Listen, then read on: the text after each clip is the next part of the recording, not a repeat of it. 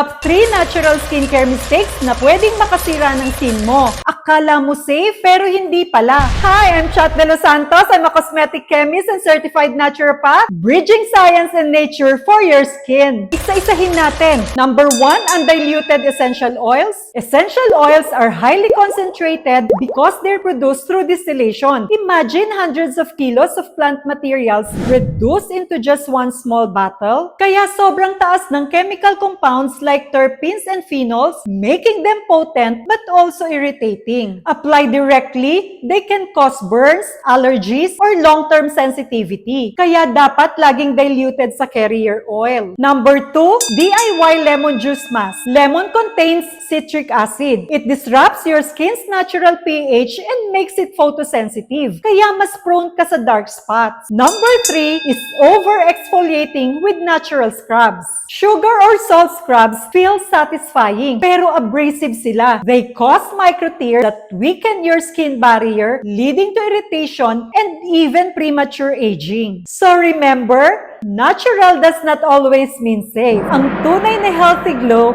comes from using natural ingredients the right way, backed by science. For more science and nature beauty, follow me and love your skin inside out.